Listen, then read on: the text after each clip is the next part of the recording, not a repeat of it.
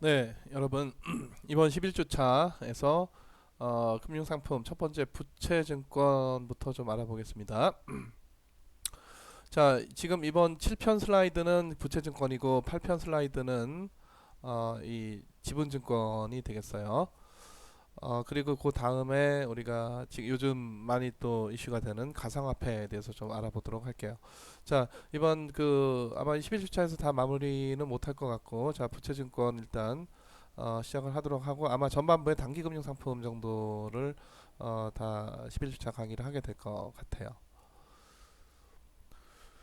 자, 부채증권 또는 우리가 채무증권 이제 뭐 채권 보통 이제 반드 또는 이제 아블리게이션 그리고 발행자 입장에서는 debt security 뭐 그렇게 부르죠. 그래서 부채라고 하는 거는 이제 발행자 입장이고 또 채무니까 채무를 지는 사람이 이제 발행자죠. 다 이제 발행자 입장에서 그렇게 지금 부른 건데 이 자본 공유한 사람 입장에서는 당연히 이제 그 채권 뭐 채권은 한자가 두 가지라고 했습니다. 그러니까 어, 권리로서의 채권이 있고 증서로서의 그 채권이 있다라고 했었는데 자 뭐 어떤 경우든지 간에 하여튼 그 이 자본 돈을 대준 사람 입장에서는 채권이 되겠고 하여튼 이거 발행한 사람 입장에서는 부채증권 또는 채무증권을 발행을 해서 돈을 빌리게 되는 거죠.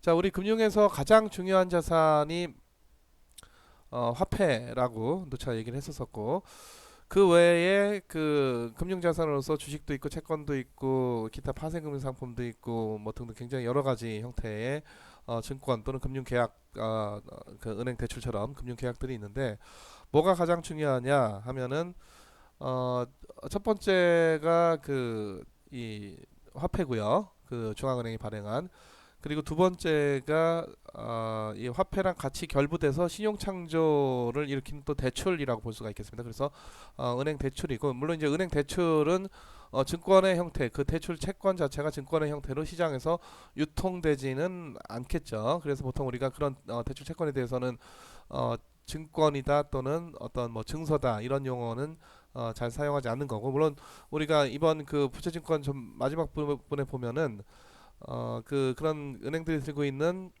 시장성이 없는 대출 채권을 어떻게 시장성 있는 증권으로 바꿀 것인가 하는 그 고민 끝에 소위 ABS라고 하는 그런 금융 기법이 탄생을 했고 ABS 또는 MBS 그게 뭐 지금도 많이 그 활용이 되고 있습니다.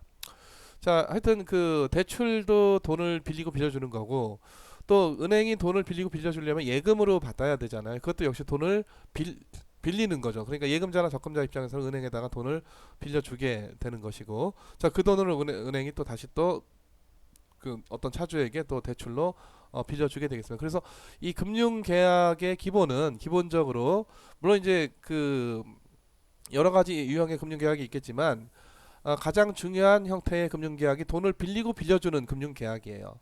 돈을 빌리고 빌려주고 그거에 대해서 이자 받고 그리고 돈을 빌리는 데 대한 대가로 우리가 그 이자를 지불하게 될 거고 또 이자를 우리가 그 어떻게 정할 것인가 또는 그 이자가 시장에서 어떻게 정해질 것인가 라고 하는 것이 바로 이제 이자율의 또 금리의 문제가 되겠고요. 그래서 뭐 하여튼 다양한 그 금융 계약들이 있긴 하지만은 하여튼 가장 기본적이고 중요한 금융 거래 또는 그 이 금융 계약 또는 증권이 바로 돈을 빌리고 빌려주는 그런 금융 계약이다. 그래서 기본적으로 은행에 대한 예금 적금 또 은행이 또 누군가에다가 돈을 빌려주는 대출 자 그리고 증권 중에서도 일단 주식보다는 좀 더 채권이 보다 중요하다 이렇게 볼 수가 있겠습니다. 자 하여튼 이게 다 부채 증권인 것이죠. 그러니까 은행이 그 예금으로 또는 적금으로 자본 조달을 하게 되죠. 은행의 그 자본 조달의 거의 대부분 한 60% 정도는 다 예적금으로 다 조달을 한 거고 이것도 어떻게 보면 이제 예금이나 적금이라고 하는 그런 어떤 부채 계약서, 채무 계약서를 발행을 한 거고 그게 이제 우리 예적금자 입장에서는 통장이라는 형태로 들고 있게 되는 거죠. 그래서 통장은 내가 저 은행에 대해서 어떤 청구권이 있는가, 어떤 채권이 있는가를 이 그 채권의 규모를 그 금액을 나타내주는 그런 그 뭐 문서가 되겠습니다. 물론 요즘 와서는 통장조차도 그런 종이 통장, 실물 통장 자체가 없어져 가고 있고 다 전자화되는 추세이긴 하죠. 자, 그래서 하여튼 돈을 빌리고 빌려주는 그 계약으로서의 그 부채증권인데 그럼 채권만 있는 거 아닌가 싶지만은 채권도 뭐 당연히 있겠지만 그게 좀 길게 빌려주느냐 짧게 빌려주느냐의 문제가 있습니다. 그래서 길게 빌려주는 거를 보통 우리가 채권이라고 하는 거고 짧게 빌려주는 거를 머니마켓 세큐리티 단기 금융 상품이라고 합니다. 화폐 시장 상품이 아니에요. 화폐 시장 증권이 아니라 단기 금융 상품. 그리고 머니마켓은 단기 금융 시장. 그래서 단기 금융 시장에서 짧은 만기로 빌리고 빌려주는 거래. 이거 전부 다 뭐다? 부채 증권 시장이다. 그리고 또 이게 시장성이 있어 가지고 이 시장에서 거래가 되고 또 타인에게 제3자에게 또 매각도 가능하고 자 그런 의미에서 이 파이낸셜 마켓 시장이 되어 있고요. 채권 시장도 마찬가지로 그 채권도 누구에겐가 돈을 빌려주고 그 증서를 갖고 있는 것이죠.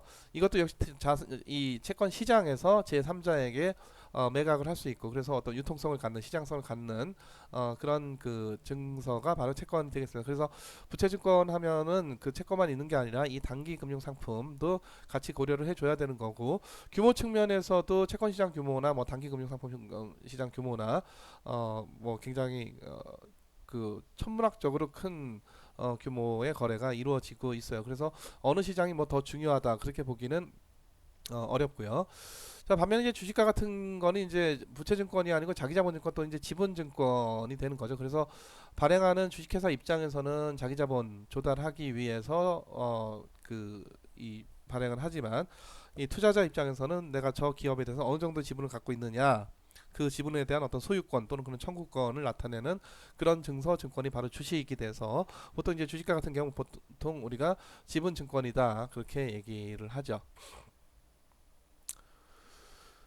자 일단 개인이 그 이거 전에 한번 좀 했었었는데 개인이 접근 가능한 금융 상품 중에서 개인이 가장 쉽게 접근할 수 있는 어떤 부채 계약이 있는데 물론 개인이 부채 지는 건 아니고 이제 은행 가서 자기가 대출하면 자기가 부채를 하는 거고 자기가 누군가가 돈 빌리느라고 부채 계약 또는 부채 증권을 발행을 하면 내가 거기다 돈 빌려주고 부채 증서를 갖고 있는 거 아까 얘기했듯이 대표적으로 예적금이 되겠습니다. 그래서 예적금 예금이나 적금이나 뭐 예금이나 적금도 굉장히 다양한 형태로 있죠. 뭐 보통 예금도 있고 정기 적금도 있고 뭐 수시 입출금하는 뭐 당좌 예금도 있고 또는 뭐 가계 예금도 있고 굉장히 다양하게 있겠지만은 다 합쳐서 보통 우리가 예금 적금 그렇게 디파짓이라고 얘기를 합니다.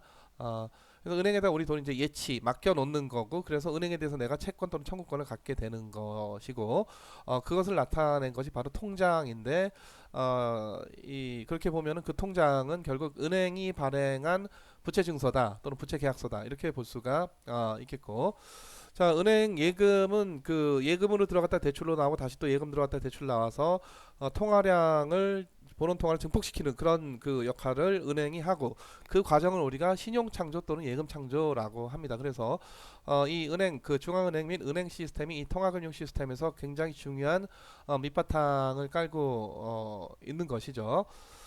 그리고 또 은행은 그 이 은행에 있어서 예적금이라고 하는 거는 은행도 주식도 발행하고 채권도 발행을 하고 CP도 발행을 하고 뭐 등등 여러 가지 수단으로 자본 조달을 하지만은 은행의 그 대차 대조표를 한번 여러분들이 한번 살펴보시면은 예금과 적금으로 조달한 자본이 전체 자본 중에서 한 60 내지 70% 정도 돼요. 그래서 가장 핵심적인 은행의 자본 조달 수단이고 이런 이 뱅킹 시스템 자체가 돌아가게끔 하는 근본 원천이 바로 예금자들의 예금 적금이라고 볼 수가 있는 거죠. 그래서 그 은행 입장에서 이걸 코어 디파짓 그 핵심적인 어떤 자본 조달 수단이다. 또 예금은 많은 경우에 수시로 입출금이 가능하기 때문에 또 언제든지 또 중도 상환 중도 만기까지 안 가고 중간에 내가 적금 끝내겠다. 뭐 보통 우리가 적금 해지라고 하는데 이런 거 다 가능하기 때문에 기본적으로 만기가 없어요. 그래서 언제든지 예적금자가 와서 내가 내 돈을 인출해 가겠다 하면 항상 내줘야 되는 게 그 은행인데 그래서 이런 예금 적금을 또 우리가 non maturity deposit이다. 다시 말해서 만기가 없는 디파짓이다. 이런 그 용어로 쓰기도 합니다. 그래서 줄여서 NMD라고 해요. 자, 또 하나 개인은 장내 거래소 주식 우리 개인 투자자들 많이 거래하듯이 또 최근에 이 코로나19 사태로 주식시장이 크게 폭락을 하면서 소위 뭐 동학 개미 운동이라고 해서 개미 투자자 결국 개인 투자자죠. 개인 투자자가 주식시장에 또 많이 들어와서 그 투자를 많이 했고 그럴 정도로 하여튼 개인들이 우리나라 그 장내 주식이죠. 그러니까 KRX, 유가증권 시장, 코스닥 시장, 또는 뭐 코넥스 시장 이런 데 대한 개인의 접근성은 상당히 뭐 한도가 없다. 굉장히 상당히 좋다 이렇게 볼 수가 있고 반면에 이제 예적금은 수익률이 좀 없거나 굉장히 낮고 대신 뭐 손실 나거나 소위 얘기하는 원본 손실 나거나 이런 가능성이 적고 주식은 리스크는 굉장히 높아서 내가 100만 원 투자했다가 순식간에 80만 원 되기도 하고 순식간에 50만 원 되기도 하는 그런 리스크가 있는 반면에 또 예적금에서는 내가 100만 원을 투자해서 150만 원 벌었다 이런 건 있을 수가 없는 일인데 주식은 뭐 하여튼 운 좋으면은 그렇게 될 수도 있는 거죠. 그래서 하이 리스크 하이 리턴의 특성을 갖고 있습니다.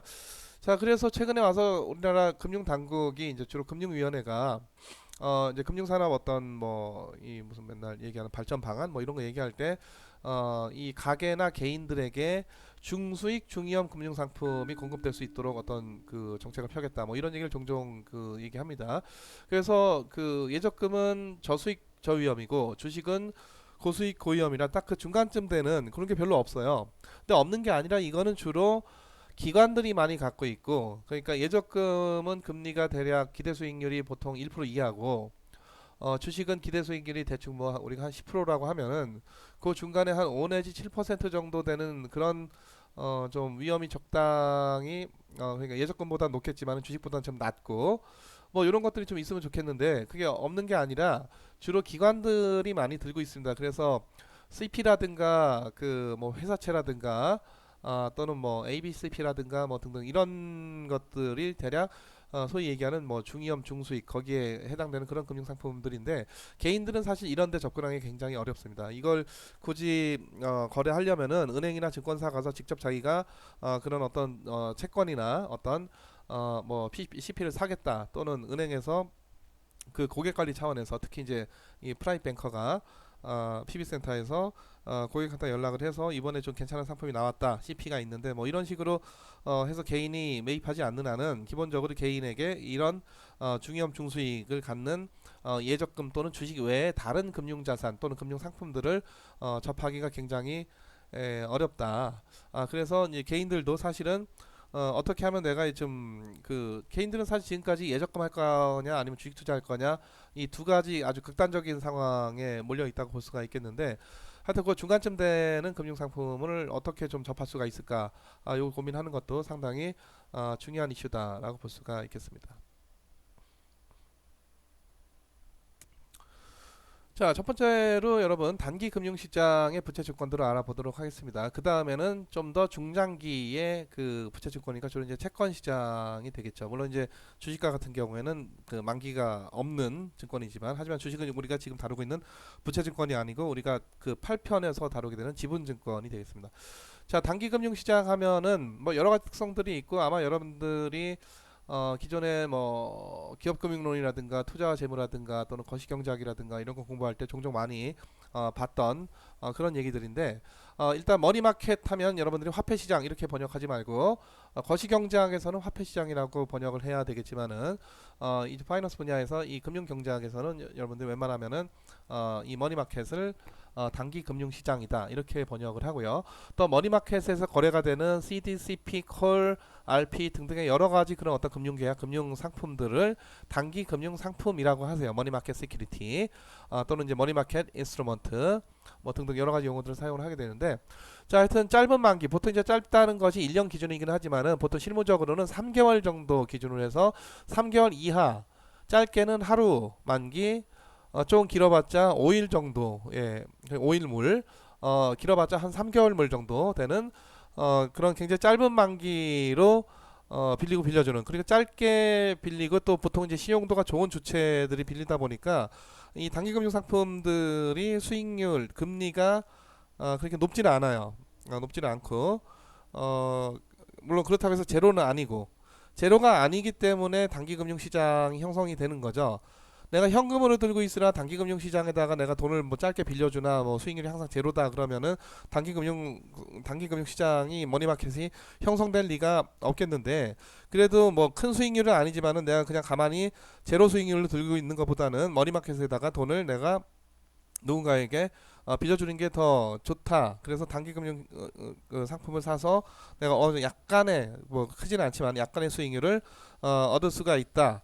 뭐 이런 게 있으니까 이 머니마켓이 작동을 하는 거고, 또 여기서는 거래 금액 자체가 굉장히 크기 때문에 뭐 100억 원 뭐 이런 정도의 그 굉장히 큰 규모의 큰 단위의 거래들이에요. 그렇다 보니까 예를 들어 100억 원에 1%만 돼도 1억 원이잖아요. 그렇죠? 물론 이제 보통 이제 3개월로 빌려주면은 1억 원에 4분의 1에 해당하는 0.25%니까 100억 원을 3개월 빌려주면은 2,500만 원이죠. 금액 자체로는 상당히 클 수가 있습니다. 이 머니마켓 거래 자체가 워낙 도매 거래로 굉장히 크고, 금리 자체는 뭐 지금 요즘 낮은 금리가 그대로 반영돼 가지고 뭐 많아야 요즘 한 1% 될까 말까 그 정도가 되겠는데, 그래도 0%보다 훨씬 나은 거죠. 내가 100억 원 들고 있는데 100억 원 그냥 가만히 제로 수익률을 들고 있는 것보다는 1%짜리 어떤 뭐, 그 단기금융 상품을 내가 매입을 해서 3개월 동안 2,500만 원이라도 버는 게 훨씬 당연히 나은 거죠. 2,500만 원이 땅 파면 나옵니까? 자, 그래서 단기금융 상품이 이제 그런 원리로 돌아가게 되는 거고. 자, 그리고 이 단기금융 시장이기 때문에 이 단기금융 시장에서의 이게 증서 또는 증권이어야 돼요. 유가증권. 그래서 증권의 형태로 시장에서 샀다 팔았다 하는, 다시 말해서 제3자에게 다시 또 계속 매각을 할 수 있는 그런 이 금융 계약이어야 되기 때문에, 예를 들어서 내가 은행 가서 3개월 만기로 돈 1억 원을 빌렸다, 이런 거는 단기금융 상품이 아닙니다. 그 대출 계약서를 은행이 딴 데다가 그 대출 채권을 팔 수가 없잖아요. 자기가 채권적인 권리를 들고 있는데 그걸 팔 수가 없잖아. 그렇죠?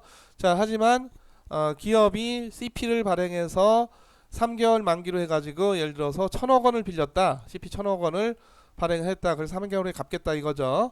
자, 근데 그렇게 발행된 CP는 시장에 나와서 이리저리 샀다 팔았다가 된단 말이에요.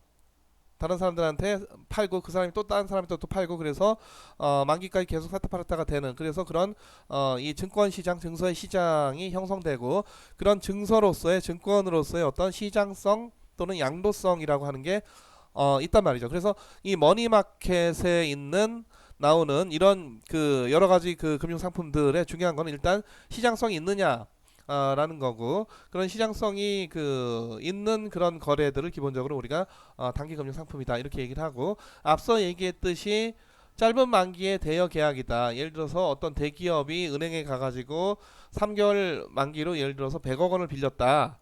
100억 원을 빌렸다. 자, 그렇다 한들 이거는 그 단기금융 상품이 아니겠습니다. 거기서 나온 대출 채권이 있을 텐데, 대출 계약서가 있을 텐데 그거는 단기금융 상품이 아니겠어요. 자, 그리고 우리 예적금도 마찬가지인데, 우리가 예적금도 뭐 이건 아까 얘기했던 non 마초리티가 없는 금융 상품이기 때문에 만기가 짧다 길다를 얘기를 할 수는 없지만은 수시 입출금, 우리가 언제든지 이 뭐 만기가 되든지 안 되든지 간에 만기 개념 자체가 아예 없는 거죠. 그래서 언제든지 우리가 인출 가능한 그런 이제 수시 입출금식 예금인데, 자, 이거는 결국 내가 그거에 대한 채권을 통장의 형태로 갖고 있고, 이 통장을 남에게 양도할 수가 있습니까 없습니까? 할 수가 없죠. 그래서 내가 수시로 입출금 하니까 우리가 만기가 짧다 치면은 내가 은행에다 예적금 한 것도 어떻게 보면은 단기금융 상품이 아니냐 이런 생각을 할 수도 있겠지만은, 우리가 들고 있는 통장을 다른 사람들에게 그 어떤 하나의 증서로서 매각할 수가 없잖아요. 내가 주식을 들고 있다, 채권을 들고 있다, 이런 금융상품, 금융청구권들은 내가 다른 이에게 매각을 할 수가 있는데, 내가 들고 있는 통장을 매각했다가는 대포통장 큰일 나죠. 요즘은 굉장히 크게 처벌받습니다. 또 금융 실명제 위반이기도 하고, 기본적으로 일반적인 예적금 자체는 그런 시장성이 없다. 그렇기 때문에 단기금융 상품이 아니지만, 은행이 발행하는 양도성 예금 증서, 그러니까 예금 통장인데 양도가 가능한 양도성 예금 증서라는 게 있습니다. 그게 바로 뭐냐? CD예요. CD. Certificate of Deposit이 되겠습니다. CD. 자, 그래서 이거는 예금 통장인데 아예 처음 은행이 발행할 때부터 이거는 다른 이에게 양도해도 되는 그런 금융 상품, 금융 계약으로 발행이 된 것이고, 그래서 이 CD는 시장에서 이리저리 샀다 팔았다를 할 수가 있겠습니다. 그래서 이런 것들은 단기 금융 시장에서 굉장히 대표적인 단기 금융 상품 중에 하나가 되는 것이죠. 자, 또 하나 이 단기 금융 시장에서는 중앙은행이나 정부가 상당히 중요한 역할을 해요. 중앙은행은 기본적으로 기준금리를 결정을 하고 단기금융시장에서 굉장히 또 요즘 활발하게 이루어지는 금융계약 또는 증서가 RP, 소위 환매조건부 채권, 리포 또는 RP라고 하는데 이 그걸 누가 하느냐?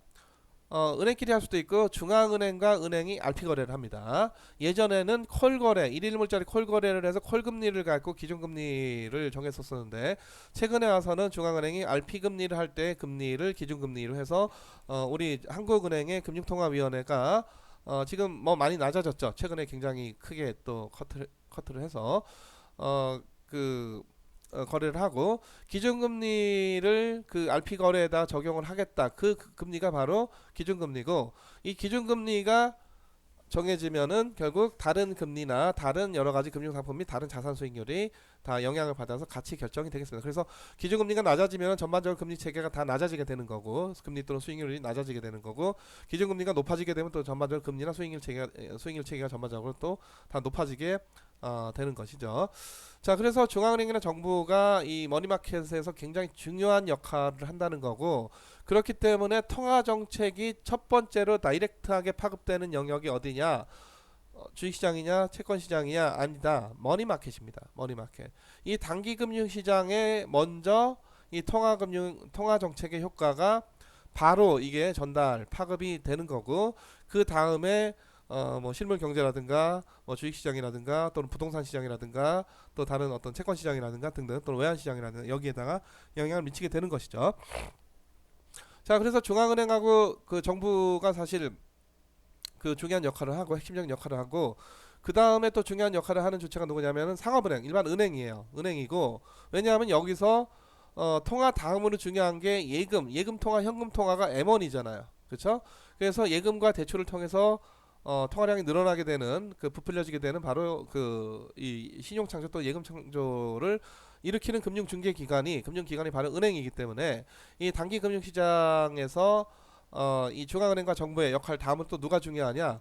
은행이고 그래서 현대의 그 화폐 시스템이라고 하는 거는 중앙은행과 은행의 합작품입니다. 그러니까 중앙은행과 은행의 그러니까 현금 통화는 중앙은행권이고 예금 통화는 일반 은행권이죠. 그래서 우리가 현금 통화랑 예금 통화를 합쳐서 우리가 M1이라고 하고 이거는 그 어디 가서도 우리가 결제 수단으로서 쓸 수가 있는 그런 지급 결제 수단의 가장 기본이 되는 그런 통화가 되는 것이죠. 그래서 단기 금융 시장에서 이 결국 이제 통화 다음에 금융이 시작되는 것이 곧 예금이고 예금을 수취하는 소위 그 수신을 취할 수 있는 기관이 수신을 취할 수 있는 기관은 아무데나 다 되는 게 아니라 기본적으로 은행만 할 수가 있어요. 수신 취급 기관이라 예를 들어서 여러분들이 증권사에다가 예금 통장 만들었어 이런 거 들어본 적 있습니까? 보험사에다가 예금 통장이 있어 이런 거 들어본 적 없죠. 그렇죠? 기본적으로 누구만 그 어느 나라나 그 상업은행만 수신을 할 수가 예적금을 받을 수가 있겠습니다. 그래서 이 정부 중앙은행과 그 다음에 은행이 그 가장 중요한 역할을 하고 현대 통화금융 시스템에서 그 통화 시스템이라고 하는 것은 결국 중앙은행과 은행이 이 주축이 되는 그런 화폐 시스템이다 이렇게 볼 수가 있겠죠. 자, 이 머니마켓에서 그러면은 누가 돈을 빌리느냐 하는데 짧은 만기로 누가 돈을 빌리느냐 하는데 주로 대형 금융기관 주로 은행 증권 보험사입니다. 들이 이 돈을 빌리는 거래 다양한 형태의 단기금융 상품 단기금융 계약을 통해서 빌리게 되는 것이죠. 그래서 뭐 여기 이제 정부나 뭐 중앙은행도 포함이 될 수가 있는 거고요. 그래서 지금 여기 보시다시피 정부나 여기 정부나 중앙은행 또 뭐 이거 이제 기관 투자 연기금뿐만 아니라 주로 은행, 증권사, 자산운용사, 보험사, 기타 또 우리나라에서 저축은행 뭐 이런 것들 이런 데가 이 머니마켓에서 이 굉장히 이제信用도가 기본적으로 좋은 데죠. 주로 이들 간의 거래를 짧은 만기의 거래를 하는 데가 바로 머니마켓이다. 그렇게 볼 수가 있어요. 그래서 이 개인 같은 경우에는 이 머니마켓에 직접적으로 들어가기가 어렵기 때문에 주로 굳이 내가 머니마켓 들어가서 짧은 만기로 돈을 좀 빌려줘서 약간의 수익이라도 좀 맛보고 싶다 하면은 이 펀드를 이게 어떤 간접 투자를 활용을 해야 돼. 그래서 MMF나 뭐 CMA나 MMDA나 무슨 MMT나, 그러니까 이건 머니마켓 펀드, 이건 증권사 그 종합 자산 계좌, 이 MMDA는 이건 이제 은행에서 하는 그 머니마켓 그 디파짓이죠. MMT는 저 이 머니마켓 트러스트 신탁 형태의 머니마켓 투자 기구가 되겠습니다. 자, 그래서 개인들이 이렇게 간접적으로 가능하겠고요. 자, 이 단기 금융 상품, 뭐 누차 얘기했듯이 1년 이하지만 보다 뭐 126개월도 아니고 주로 3개월, 보통 3개월 이하가 많아요. 짧게는 1일까지. 그래서 만기가 짧아서 안전한 면도 있고, 너무 오래 빌려줬다가 제가 올해 30년 빌려줬는데 30년 이내에 망할 가능성 크잖아요. 그렇죠? 내가 딱 5일 빌려줬는데 5일 동안 제가 망할까? 그러기 쉽지 않겠죠. 그래서 만기가 짧아서 안전하기도 하고 위험이 적기도 하고, 또 여기서 돈을 빌리는 주체들이 앞서 얘기했던 신용도가 어떤 높은, 그러니까 정부 신용이냐 은행 신용이냐 따지면은 당연히 정부 신용이 더 높긴 하겠지만은, 은행 신용도 거의 뭐 은행이 뭐 디폴트 난다라고 하는 것은 거의 우리가 상상하기가 어렵죠. 물론 이론적으로는 0.01%라도 뭐 그런 가능성이 없지 않아 있는 것이지만, 하여튼 그 신용도는 상당히 좋은 주체, 은행을 포함한, 그래서 하여튼 뭐 디폴트 리스크가 없어요. 거의 대부분, 특히 이제 은행가 같은 경우에는 정부 신용에 거의 맞먹는 정도의 그런 신용도를 갖고 있습니다. 자, 그리고 또 하나, 이 시장에서 샀다 팔았다가 굉장히 활발하게 이루어진다. 그래서 유동성이 굉장히 좋다. 그래서 단기 금융 상품을 들고 있으면 빨리 이걸 내가 시장에다 갖다 팔아가지고 금방 유동화 또는 뭐를 현금화를 할 수가 있어요. 그래서 보통 이 단기 금융 상품들은 많은 경우에 M1에는 안 들어가지만 M2나 뭐 또는 예전에 쓰던 지표는 M3나 최근에 와서는 LF 금융기관 유동성이나 L과 같은 이런 다른 여러 가지 통화량 편제 지표에 이런 단기 금융 상품이 다 포함이 되는 거죠. 왜냐하면 금방 유동화가 가능하니까, 유동성이 좋단 말이죠. 유동성이 좋은 이 금융 상품들. 그래서 시장에서 굉장히 활발하게 거래가 되고, 그래서 보통 우리가 굉장히 하일리 리퀴드하고 하일리 마케터블하다 또 이렇게 얘기를 하고 있습니다. 자, 또 하나 이쪽 그 거래는, 예를 들어 우리가 3년 만기로 어떤 그 기업이 채권 발행한다 하면은 이때 돈 빌리고 이때 원금 갚고, 이 중간에 아무것도 안 하냐? 중간에 아무것도 안 할 수는 없고, 중간에 이제 이표 같은 거를 주고, 아니면 우리가 앞서 공부했듯이 뭐 예를 들어서 어떤 계약들은 중간에 원리금 균등분할 상환으로 같은 PMT로 갚다 보면은 마지막에 다 갚아지고, 뭐 이런 그 계약들은 주로 만기가 어떨 때 길대고, 만기가 지금 짧고, 지금 이 조달 주체가 발행 주체가 굉장히 신용도가 높기 때문에 이 중간에 무슨 이표 개념, 이자 개념으로 뭐 주는 게 있다 없다. 그래서 이런 쿠폰이 없어. 그래서 제로 쿠폰이에요. 제로 쿠폰. 자, 제로 쿠폰이다 보니까 결국은 네가 만기에 예를 들어서 1만 원 주겠다 이거고, 3개월 후에, 이게 3개월 후에 주겠다 이거고. 자, 그래서 이거를 내가 지금 시장에서 9,800원에 산다. 9,800원에 산다. 그럼 이 거래는 9,800원에 사서 나중에 1만원 돌려받고 끝이야. 중간에 뭐 이자 받고 말고 이런 게 전혀 없어요. 그래서 내가 이 9,800원은 어떻게 된 거냐면은 1만원을 퓨어 디스카운트, 다시 해서 어떤 할인율로 디스카운트를 한 거죠. 물론 이제 여기서 할인율은 보통 우리가 연율 기준이기 때문에 어떤 할인율에 3개월에 해당하는 4등분 해서, 그래서 1만원을 우리가 이렇게 할인을 해서 결국 이제 9,800원 이렇게 이 가격으로 사게 되는 거. 자, 그렇다 보니까 우리가 퓨어 디스카운트 펀드다, 퓨어 디스카운트 스큐리티다 라는 것이고요. 다 기본적으로 다 그런 그 순수 할인 상환이에요. 순수 할인 상환.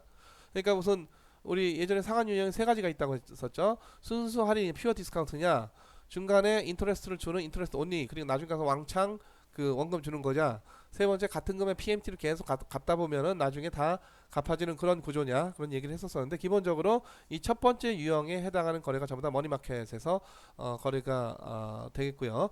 기본적으로는 담보나 저당 없이 다 거의 100% 신용으로 거래가 되는데, 워낙 또 신용도가 좋다 보니까.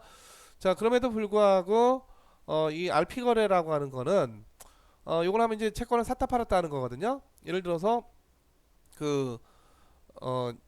이 내가 들고 있는 채권을 9,500원에 팔고 5일 후에 9,510원에 되사겠다 뭐 이런 거예요.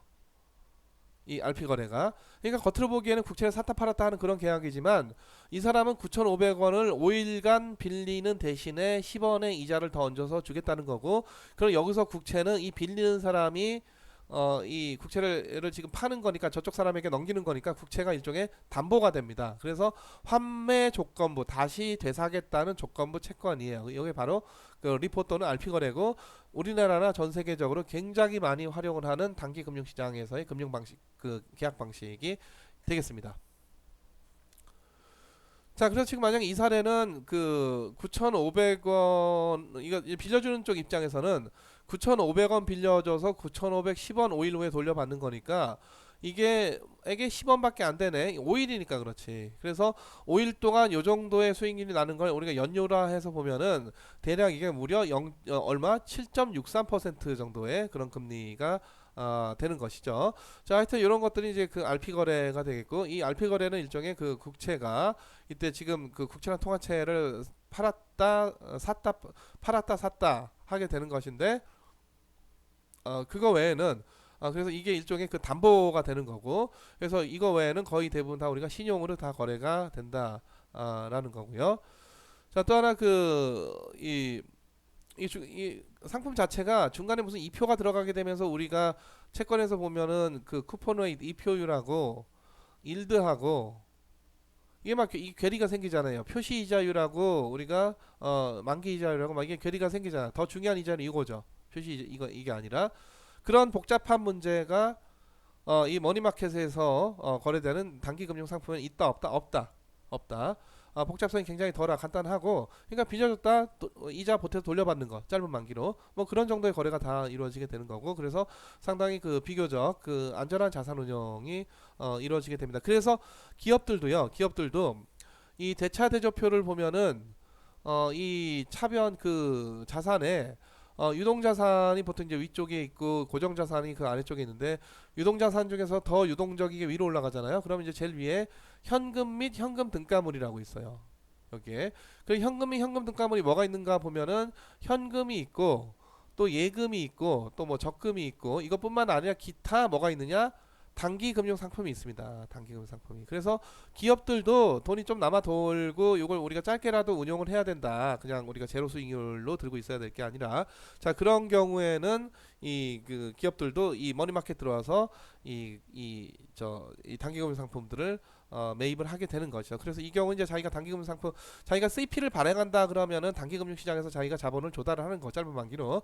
자기네가 단기금융 상품을 뭐 다른 기업이 발행한 CP를 산다든가 은행의 CD를 산다든가 뭐 이런 그 거래들을 하는 그런 경우에는 자기네가 돈을 짧은 만기로 빌려주고 있는 것이죠. 그래서 이런 것들은 앞서 얘기했듯이 현금 및 현금 등가물로 이 회계장부에 계상이 되겠습니다. 자, 이 단기 금융 상품이 있기 때문에 이 결국은 이제 세 가지죠. 완전 현금 또는 이제 예금. 우리가 보통 예금도 거의 그냥 우리가 현금이라고 막 그렇게 얘기하는 경우가 있지. 자, 아니면은 그 이 머니 마켓. 그리고 아니면은 저 중장기. 그리고 중장기 시장은 이제 굉장히 비유동적.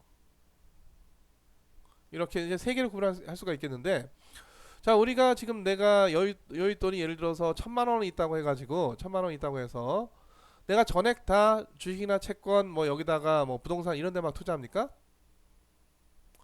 일부는 내가 좀 예비적으로 갖고 있어야 될 거 아니에요. 그렇죠? 그래서 보통은 뭐 예를 들어 950만 원만 좀 이제 고수익이 되는 뭔가 비유동적인 이런 데다가 뭔가 주식과 채권, 물론 이제 주식은 우리가 KLX 주식은 유동성이 굉장히 좋긴 하지만은, 하여튼 어찌됐든 이런 그 고위험 또는 비유동적인 그런 자산에다가 전액 다 투자를 하는 게 아니라 한 950만 원 정도 투자를 하고 한 현금의 형태로 이제 50만 원 정도를 갖고 있어서 내가 뭐 여러 가지 그 생계비로도 써야 되고, 혹시 내가 당할지 모르는 어떤 불의의 사태에 대비도 해야 되고, 그래서 내가 50만 원을 보유를 하겠다. 이게 이제 그 유동성 보유가 되는 거죠. 유동성 보유. 근데 이 50만 원도 이게 당장 쓰일 게 아니다 보니까 요거를 그냥 현금이나 예금 형태로 들고 있게 되면 굉장히 수익률이 어때? 제로거나 굉장히 낮은 수익률이 되는 거고, 그래서 조금 수익률을 좀 높이기 위해서 당장 필요할 것 같은 거는 한 20만 원 정도 되고 나머지 30만 원 어디에다가 머니마켓에다가 투자를 하겠다. 이런 의사결정이 가능한 거죠. 그래서 이 유동성이라고 하는 게 물론 이제 유동성이 여기가 전체가 다 유동자산이긴 하지만은 이쪽이 더 유동성이 높은 거고 이쪽 유동성이 좀 더 딸리는 거죠. 대신에 이쪽은 수익률이 거의 제로에 가깝고 이쪽은 수익률이 0보다는 조금 크고 자 그래서 물론 이제 개인 갖고 이런 사례를 들었지만은 금융기관도 그렇고 기업도 그렇고 이런 그 어떤 유동성 관리를 하는 차원에서 결국은 유동자산 전체 얼마 들고 있어야 되느냐 하는 요 의사결정도 해야 되고 전체 중에서 얼마만 우리가 현금이나 예금의 형태로 그리고 나머지는 어느 정도를 또 머니마켓에다 투자를 해야 될 것인가 이런 의사결정을 하게 되는 거고 자 그거는 결국은 나의 뭐를 유동성 어떤 유동성 보유를 뭐 하겠다 최적화하겠다 이거죠. 유동성 보유를 그래서 이런 머니마켓이 있기 때문에 그 유동성 보유가 그 뭐 적절히 최적화가 될 수가 있다. 왜냐하면은 그냥 현금 예금 형태로 들고 있어봤자 제로 수익률 또는 제로 수익률에 가깝기 때문에 조금 더 수익률을 높일 수 있는 게 머니마켓이고 자기가 유동성 완전히 좀 포기한다 그러면은 이제 중장기로 채권 시장이나 무슨 주식 시장이나 또는 어떤 뭐 부동산 시장이나 이런 데다가 실물 자산이 이런 데다 이제 투자를 해야 되는 것이죠. 자, 그래서 하여튼 그 이 머니마켓에 여러 가지 다양한 그런 기능들이 있고 그 유동성 문제에 있어서 어떤 은행은 예를 들어 지급준비금 같은 게 살짝 부족하고 어떤 은행은 좀 더 살짝 넘고 그래서 이들 간에 콜 거래를 한다든가 RP 거래를 한다든가 뭐 이런 것들이 다 어디에서 이 머니마켓에서 이루어지게 되는 거고 앞서 얘기했듯이 기업들보다는 주로 금융기관들 특히 은행들이 많이 거래를 하고 은행이 거의 이 단기 금융 상품 시장에 단기 금융 시장에 아주 뭐 핵심적인 그 존재다 이렇게 볼 수가 있겠습니다. 자, 그래서 결국은 우리 경제 전체적으로 전체 거시경제적 유동성이 어느 정도 되느냐 이거 따질 때 기본적으로 이제 예적금이 얼마 되느냐에다가 이 머니마켓에 지금 어느 정도 지금 그 이 잔고가 거래 잔고가 빌리고 빌려준 관계가 지금 형성되어 있느냐 그래서 크게 보면 그 유동성을 측정할 때 이 두 가지를 보게 되는 것이죠. 그래서 보통 이제 여기까지를 보게 되면 우리가 이제 M1이라고 하는 거고 이 머니마켓까지 다 포함을 하게 되면 우리가 M2라고 부르게 되는 것이죠. 자, 아까 얘기했듯이 중앙은행의 이 머니터리 팔러시가 그러니까 뭐 중앙은행 머니터리 팔러시라고 하는 기본적으로 이제 어느 나라는 지금 기본적인 이제 금리가 이제 작동을 안 하게 되면은 그 약정화나 막 통화 막 발행하는 거 뭐 이런 것들인데 어찌됐든 어떤 방식의 통화 정책을 취하든지 간에 뭐 금리를 갖고 뭐 금리 올렸다 내렸다 하든지 뭐 약정화를 하든지 간에 일단 첫 번째로 그 효과가 다이렉트하게 파급되는 굉장히 강하게 파급되는 영역이 어디냐면 그게 바로 머니마켓이 되고요. 머니마켓으로 먼저 전파가 되고 그 다음에 채권 시장, 주식 시장, 뭐 기타 뭐 부동산 시장 뭐 실물 경제 등등 여러 그 경제 전 영역으로 이 통화 정책의 효과가 그 파급되어 나가겠습니다. 자, 또 하나는 이제 단기 금융 시장에서는 기준금리가 정해지면은 일단 그 중앙은행의 기준금리가 정해지면은 이 단기 금융 상품의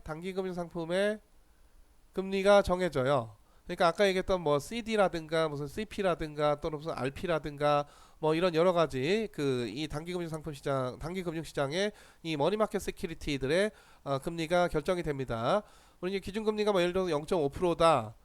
그러면은 요걸 기준으로 해서 일단 중앙은행은 은행들하고 RP 거래를 하겠다. 그런 얘기예요. 기준금리가 0.5%다라는 얘기는. 그래서 그 거래를 벤치마크로 해서 CD도 발행되고 CP도 발행되고 CD도 거래되고 CP도 거래되고 그렇게 되는 거란 말이죠. 그래서 요거 감안해서 단기금융 상품의 금리가 0.5를 벤치마크로 해서 결정이 돼요. 물론 이제 0.5보다 이제 플러스 마이너스 알파가 될 텐데 플러스 마이너스 알파의 그렇게 폭은 그렇게 크지는 않겠죠. 보통 이제 마이너스보다는 주로 0.5 플러스 이제 알파의 형태로 결정이 될 거고 그 다음에 영향을 미치는 데가 채권 시장. 그래서 여기서 국채, 회사채 이런 금리가 결정이 된단 말이죠. 그래서 지금 그 기준금리가 이렇게 단기금융시장에서 이런 상태로 이런 그 거래들이 일어나는 양상을 보았을 때 지금 정부가 발행하는 국채는 3년물이 예를 들어서 그 금리 0.7%로 발행을 하는 게 좋겠다. 뭐 이런 것들이 시장에서 형성이 되는 거죠. 이런 금리가.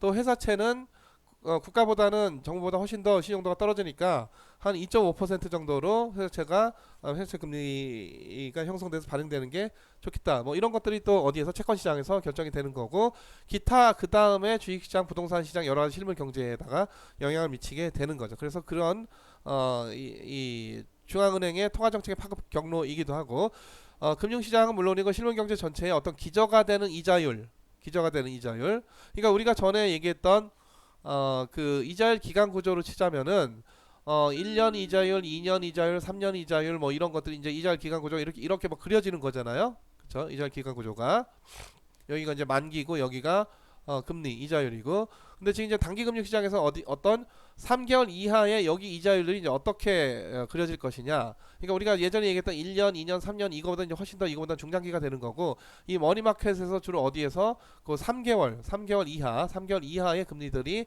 결정이 되는 거고 그래서 여기서 이제 뭐가 금리가 어떻게 결정되느냐에 따라서 1년 이자율, 2년 이자율, 3년 이자율 뭐 이런 것들 다 결정이 되는 거죠. 일반적으로 보통 이제 이자율 기간 구조가 보통은 어떻게 우상향하는 경우가 많겠습니다. 자, 그래서 이 단기 금융 상품의 금리가 형성이 되면서 경제 전반적인 다른 어떤 채권 거래, 주식 거래, 어떤 부동산 거래, 어떤 실물 거래, 기타 여러 가지 기업들의 투자 등등의 금리와 수익률들이 결정되고 형성이 되는 것이죠. 자, 머니마켓에 누가 있냐? 개인은 직접적으로 못 들어오고 주로 이제 한국은행, 그리고 그리고 또 저 증권사 그리고 또 보험사 이 보험사가 어디 있나요? 하여튼 보험사. 그럼 이런 것들은 뭐냐면은 그 지금 이제 우리 법제상 그 이 종합금융회사라든가 무슨 상호저축은행이라든가 뭐 등등 또는 저축은행 또 이 지역 저축은행이 있고 또 중앙회가 있고 뭐 등등 좀 약간 좀 법제 좀 복잡한데 그래서 그런 거 이제 총망라하다 보니까 이것저것 다 들어온 건데 기본적으로 금융기관에다가 기타 캠코라든가 한국주택금융공사라든가 이런 공적금융기관 한국증권금융 뭐 이런데 또는 그 새마을금고 농협 이런 데도 상당히 공적 기능이 있는 그런 그 이 금융기관들이죠. 그래서 민간 금융기관뿐만 아니라 한국은행을 포함한 한국은행 및 기타 또 여러 가지 정부의 공적 금융기관들이 또는 그 각종 연기금 등이 어디에서 이 단기 금융 시장의 중요한 그 이 플레이어들이다. 그래서 서로 짧은 만기로 돈을 빌리고 빌려주는 거래가 어마어마하게 이루어지는 거고 개인은 이 시장에 들어오는 데 있어서 상당히 좀 제약을 받는다라고 했습니다. 자, 미국에서도 마찬가지로 그 미국 재무부도 여기서 거래를 하고 짧은 만기로 또 미국 페드도 거래를 하고 미국의 여러 상업은행, 투자은행, 기업 그리고 기타 여러 가지 그 이 파이낸스 컴퍼니라고 하는 대부회사, 보험사, 연기금, 뭐 펀드 등등등 다 여기서 많은 거래들을 하게 되겠습니다. 자, 그 이 단기 금융 시장에서의 거래를 하나씩 좀 살펴보자면은 예전에는 이 콜 거래가 뭐냐면은 일일물 이거 일일짜리 보통 이길물 그리고 콜 거래 뭐 일일짜리니까 보통 이제 담보 없이 거래를 합니다. 그냥 신용으로. 그래서 그 현실 금융시장에서 가장 짧은 만기 1시간 만기 거래 이런 것들은 이제 그 이 공식적으로는 없고요. 이제 보통 이제 가장 짧은 만기가 1일 하루만 빌려줘 이런 거예요. 하루만 빌려줘. 그래서 지금 예를 들어서 한은이 예전에는 우리가 그 콜 거래를 할 때 은행하고 하루짜리 돈 빌려줄 때 그 콜이죠. 콜 거래를 할 때 그 금리를 내가 예를 들어서 1%로 적용을 하겠다. 라고 그 정하면 요게 바로 기준금리였거든요. 근데 이제 최근에 와서는 한은이 이런 콜 거래 말고 은행하고 뭐 어떤 거래를 한다고 아까 얘기했듯이 RP 거래를 한다고 했죠. 그 RP 거래에서의 그 금리가 바로 지금 한은의 그 BOK의 그 기준금리가 되겠습니다. 자, 또 하나 여러분들 여기 콜에서 중요한 거는 좀 주의해야 될 거는 예를 콜 금리가 1%다. 그럼 하루 100억을 빌려주면은 다음날 101억 원 받는다 이런 얘기입니까? 그거 아니죠. 요거는 연리이기 때문에 연율이기 때문에 1%를 얼마 하루로 바꿔주기 위해서 이건 365로 나눈 그 금리로 하루 동안 돈을 빌려주게 되는 거고 서로 간의 금리를 커트할 때는 우리가 콜 금리 1%다 연율로 이렇게 얘기를 하는 것이죠. 그래서 기본적으로 그 콜도 그렇고 지금 RP도 그렇고 주로 이제 은행들이 많이 그 참여를 하게 되는데 은행들이 기본적으로 지급준비금을 꼭 들고 있어야 돼요. 지급준비금을. 근데 지급준비금이 좀 모자라. 그럼 빌려야 되잖아요. 그쵸? 또 지급준비금이 남아. 이거 조금 뭐 내가 지급준비금을 누구한테 빌려주면 안 되니까 지급준비금이고 이건 남길 필요가 없잖아요. 그래서 이걸 누구한테 또 빌려줘. 하여튼 이런 그래서 남는 쪽과 모자란 쪽이 하루 계약으로 거래를 하는 게 콜 거래가 되겠고 은행과 은행 또 은행과 증권사, 은행과 보험사, 주로 이제 은행과 은행이 제일 많고 또는 은행들이 전부 다 과부족이다. 그러면 누가 나서느냐? 중앙은행이 빌려줘야 되겠죠. 그렇죠? 그러니까 중앙은행이 또 이 콜 거래를 은행과 할 수도 있게 되겠습니다. 자, 뭐 누차 얘기했듯이 거래 단위가 굉장히 크다. 아까 얘기했지 뭐 적어도 100억 원 단위다.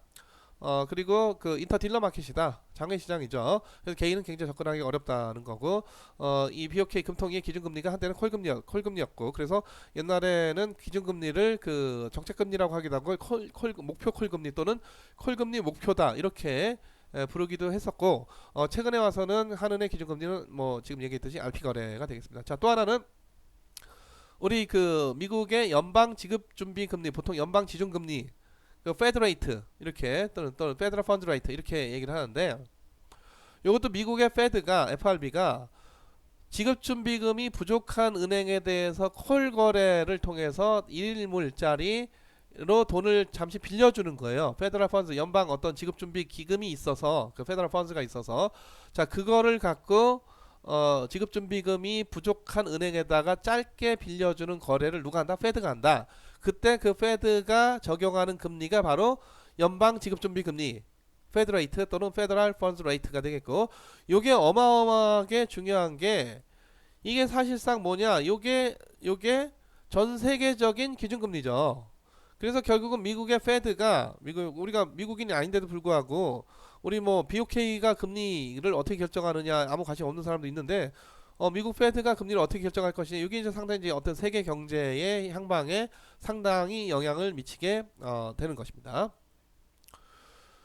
자, 그래서 이 머니마켓에 나오는 등장하는 여러 가지 금융 계약들의 금리들을 보면은 뭐 완전 지멋대로 다니는 게 아니라 이제 그야말로 같이 뭉쳐 다니죠. 그리고 좀 더 전반적으로 다른 것보다 좀 더 레벨 자체가 높은 것도 있고 또 전반적으로 낮은 건 서로 약간씩 크로스하기도 하지만은 자, 그래서 콜 CD, CP, MMF, CMA 금리, 그 기타 또 코리보라고 하는 뭐 이런 그 여러 가지 금리들을 우리가 한번 이렇게 플라팅을 해보면은 같이 어울려 다니고 그럼 이게 차이가 왜 나느냐 하는 거는 그때그때 이 발행 주체가 다르고 뭐 서로가 협상하는 금리가 조금씩 달라지는 거죠. 그래서 주로 이제 이런 그 단기 금융 시장에서는 기본적 기준 금리가 영향을 미치고 또 많은 경우에 CD 금리가 무엇보다도 이 CD 금리가 상당히 중요한 영향을 어떤 일종의 그 벤치마크 금리로 작용을 하고 있고요. 국제 금융에서는 영국 런던의 리보 금리가 상당히 그런 어떤 그 국제적인 어떤 벤치마크 기준 금리로서의 역할을 하게 되겠습니다. 자, 그리고 우리 통계학적으로는 이렇게 그 시계열이 이와 같이 어울려 다닌다라고 하는 이런 시계열을 서로 간에 어떤 시계열? 공적분돼 있다. 서로 간에 어떻게 돼 있다? 공적분돼 있다. 서로 간에 상관관계가 높다가 아니라 시계열 자체가 어떻게 돼 있다? 코인티그레이트 되어 있다. 그래서 아마 여러분들 계량경제학을 공부할 때 이 공적분 단위근 이런 용어들 혹시 들어봤을지 모르겠는데 하여튼 이렇게 공적분 돼 있다라고 표현을 합니다. 하여튼 완전 지멋대로 인디펜던트하게 다니는 게 아니죠. 완전히 같은 건 아니지만 조금씩 차이가 있긴 하지만 전체적으로 올라갔다 내려갔다 하는 그런 양상은 같이 공유를 하고 있는 것을 볼 수가 있겠습니다. 자, 다음 RP 거래가 되겠는데 아까 얘기했듯이 채권 샀다 팔았다 샀다 하는 거예요. 팔았다 샀다. 그러니까 지금 그 이 채권의 그 매도자가 얘가 이제 돈 빌리는 사람이고 그래서 채권을 팔면은 이게 채권 판 대금이 들어오는 이것은 이 돈을 빌리는 거고 자기가 팔았다가 조금 한 예를 들어 5일 정도 지나서 자기가 반드시 어떻게 하지 채권을 뭐 하겠다 그 채권을 다시 환매 되사겠다. 근데 이제 매매 대금보다 이 환매 대금이 약정 이자가 붙어서 약간 더 높게 되는 거죠. 그렇죠? 그래서 이 매매 대금만큼을 빌렸다가 5일 동안 빌렸다가 약간의 이자를 붙여서 다시 돌려주는. 그래서 겉으로 보기에는 채권을 쟤네 뭐 하는 거지? 채권을 왜 팔았다 샀다 하는 거지? 돈 빌려주고 채권을 담보로 받는 거예요. 그렇죠? 그래서 일종의 어떤 채권 담보부 계약이다 이렇게 볼 수가 있겠는데, 자 하여튼 그 이런 거래가 그 상당히들 많이 단기 금융 시장에서 일어나는 환매 조건부 채권 RP 또는 리포가 되겠고요. 그럼 이때 채권이 아무 채권이 다 되느냐? 주로 국채나 통한채를 갖고 하고 그거 외에 지방채, 특수채는 이제 그 뭐 여러 가지 이제 국책은행이나 이런 데가 발행한 공공기관이나 이런 데가 발행하는 거고, 주로 뭔가 상당히 좀 신용도가 높은 그런 이제 중장기 만기 그런 채권들을 이 환매 조건부 채권의 그런 어떤 거래 대상으로 사용을 하고 있습니다. 자, 그래서 이런 거래가 있으면은 이게 왜 좋냐면은 이 채권 보유자가 자기가 그 국채는 있는데 돈이 없어, 캐시가 없어. 근데 지금 내가 돈이 잠깐 필요해. 그럼 내가 국채를 팔고 그 돈으로 뭔가 일을 해결하고 다시 또 뭔가 그 돈이 메워지면은 내가 다시 또 국채를 그 시장에서 사야 되는데, 국채 이거 샀다 팔았다 하면 비용이 꽤나 들잖아요. 그렇죠? 그리고 지금 이 돈의 규모가, 국채의 규모가 뭐 예를 들어서 500억 원 뭐 이런 거거든. 여기에 뭐 수수료가 약간만 그 0.1 뭐 0.01%만 붙어도 금액은 상당하기 때문에, 그래서 자기가 잠시 유동성이 필요한 경우에 자기 자산을 뭐 팔아서 유동화해서 유동성을 마련하는 것보다는, 굳이 매각하는 것보다는 그냥 환매 조건부 채권으로 국채를 팔지 말고 팔았다가 사는 방식으로 거래를 하는 게 이 그 RP를 통해서 단기 자금 조달을 하는 주체에게 상당히 이익이 되는 거고, 자 그렇다 보니까 이런 거래 방식이 금융시장에서 자연스럽게 나오게 되는 것이죠.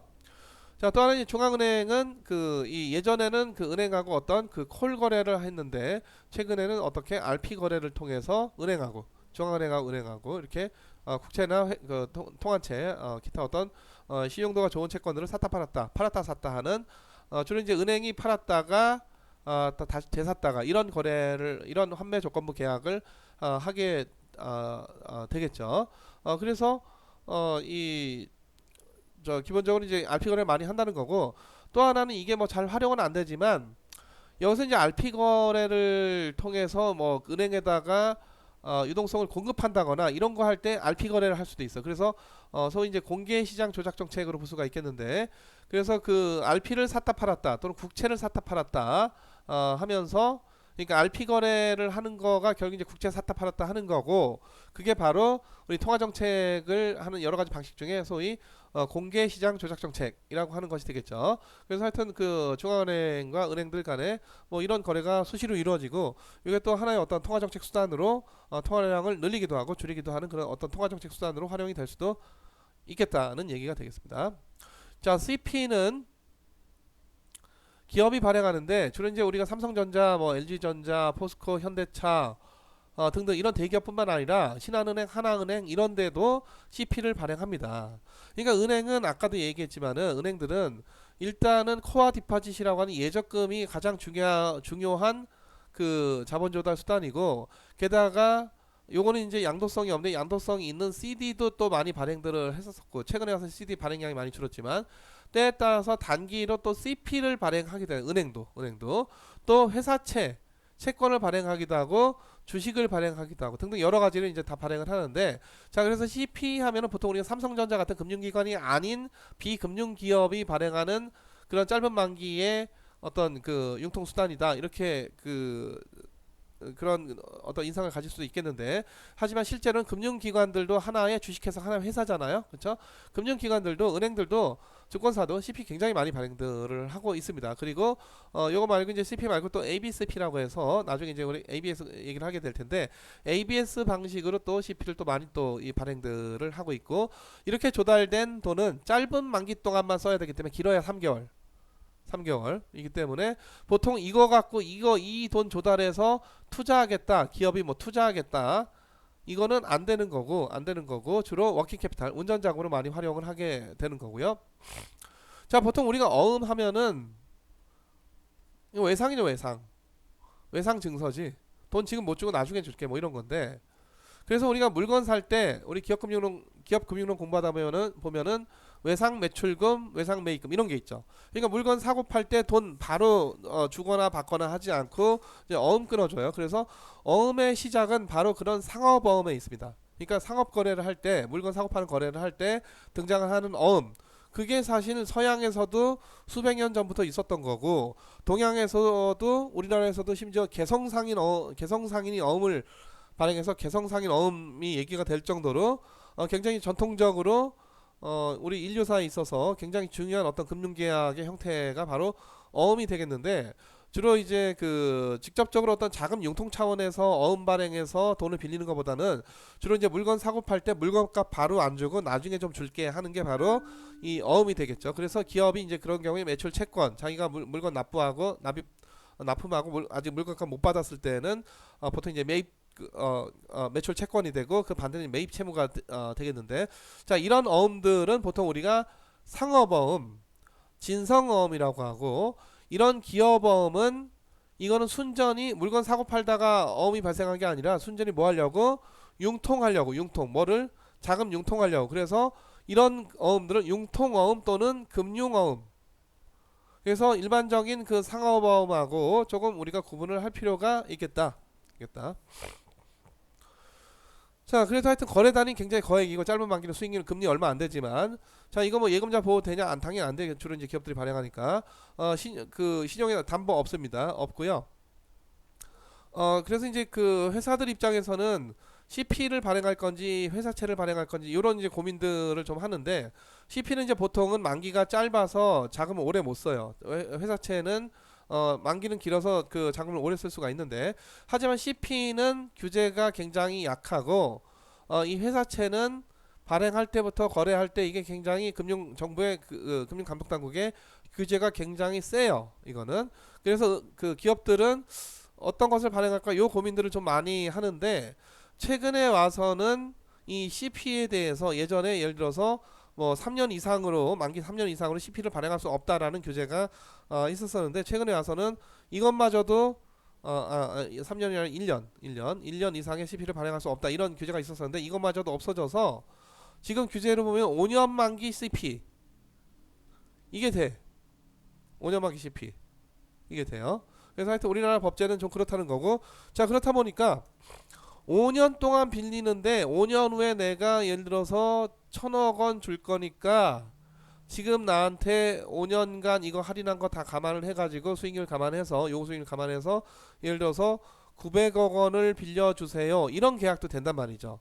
중간에 이표가 있다 없다? 기본적으로 CP 이런 것들은 없어요. CD, CP 이런 것들은 이표체가 아닙니다. 뒤에 우리 채권에서 나오는 제로 쿠폰의 금융계약이야. 그래서 이런 형태 900억 원을 빌려줘서 5년 후에 뭐 예를 들어 1,000억 원으로 받는, 물론 이제 금리는 어떻게 될까요?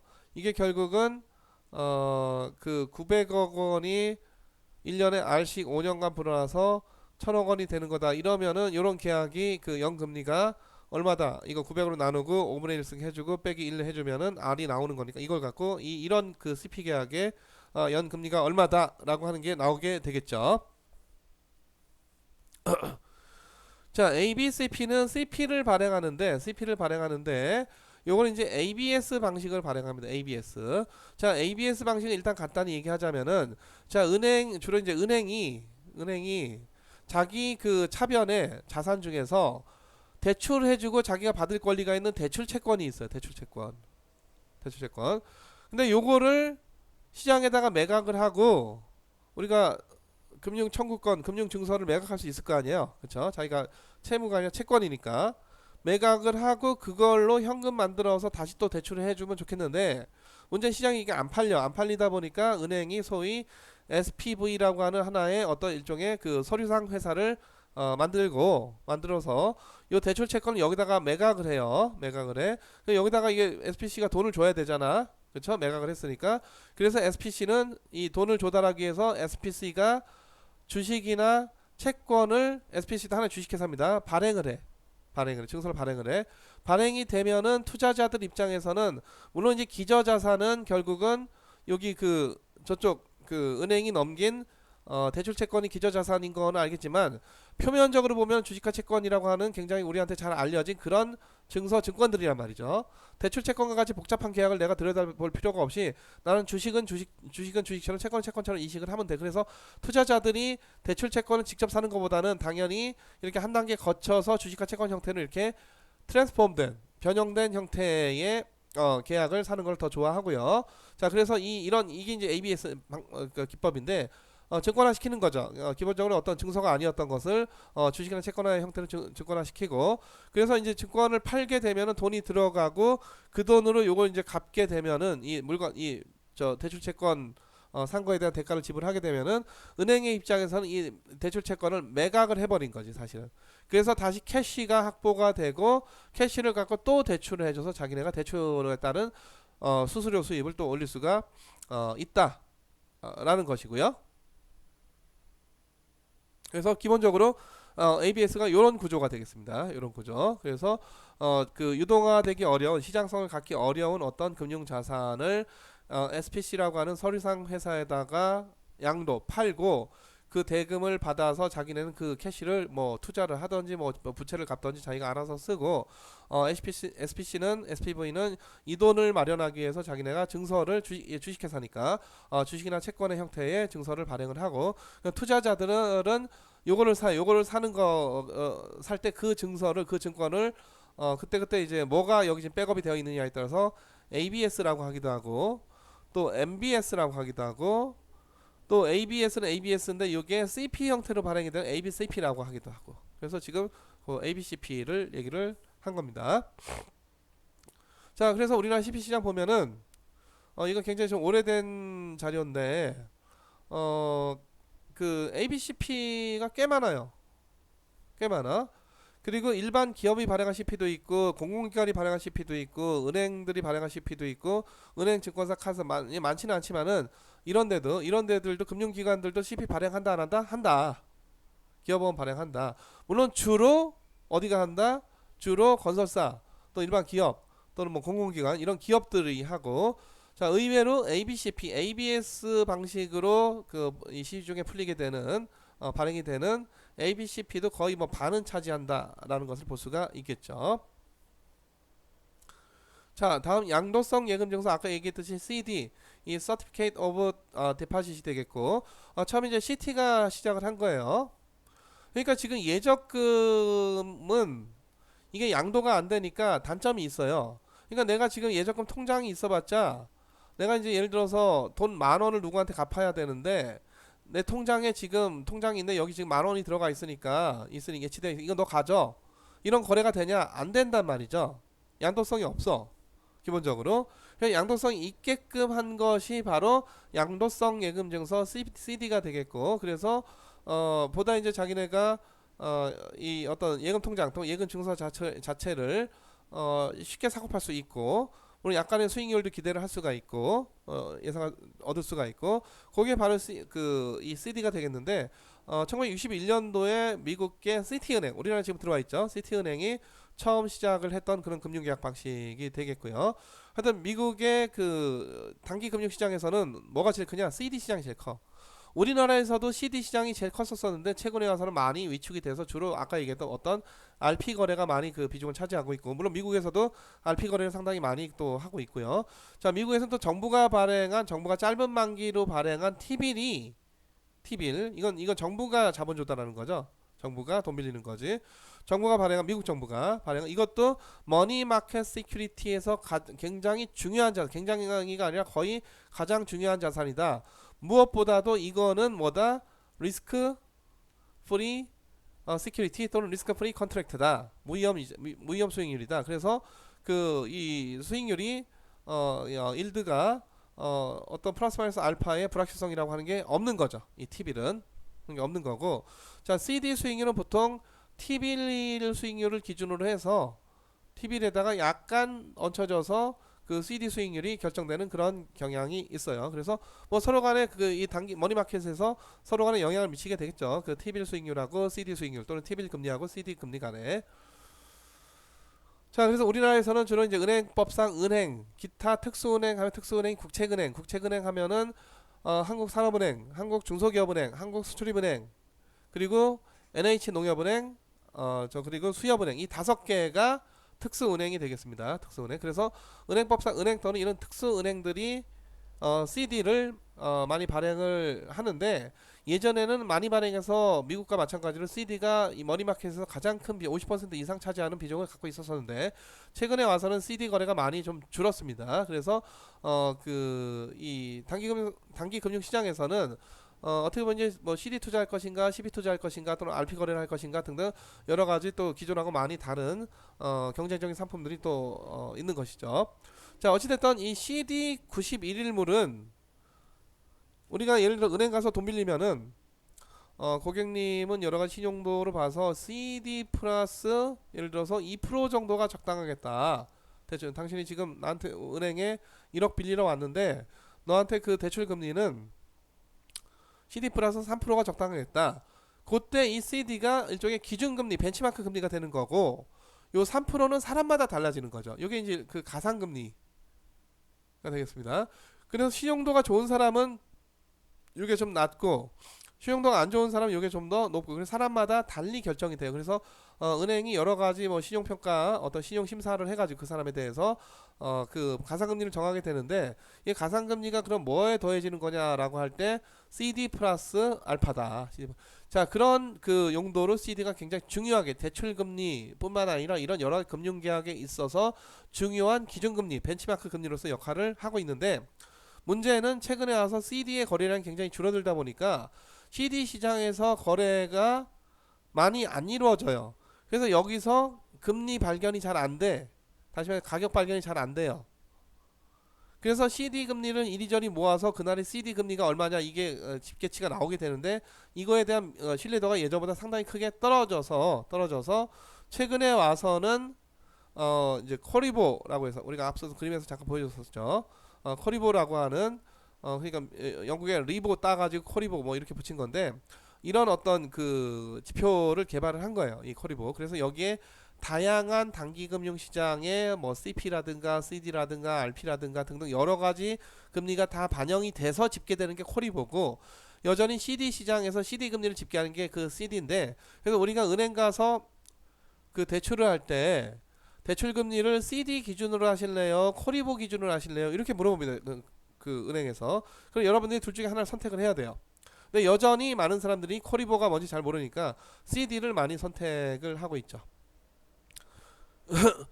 자, 여러분들이 직접 해야 되는 과제는 아니지만, 자, 한번 여러분들이 국내 그 CD 금리 담합 사건, 은행과 증권사 간에 CD 금리 담합을 했던 그런 그 이 사건, 그래서 이 공정거래위원회가 한때 그 금리 담합 여부를 조사를 했던 그런 사건이 있었었고, 또 영국에서 그 리보 하면은 전 세계적으로 신뢰도를 받는 어떤 전 세계적인 어떤 기준 금리, 그러니까 리보 플러스 알파예요. 모든 이 금리 기준 금융계약의 금리가, 리보가 기본적인 벤치마크, 거기다가 이제 가상금리 어떻게 정할 것이냐.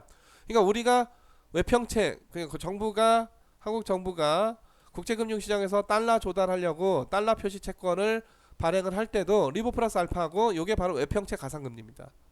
그럴 정도로 리보가 전 세계적으로 신뢰도가 높은 그런 어떤 기준금리 역할을 해왔었었는데, 한 4, 5년 전에 그 영국에서 소위 그 리보 금리 조작 사건이 있었었고, 굉장히 큰 규모의 어떤 일종의 사기 사건이 있었습니다. 그래서 요걸 한번 여러분들이 그 시사 상식 삼아서 꼭 찾아보시기 바랍니다.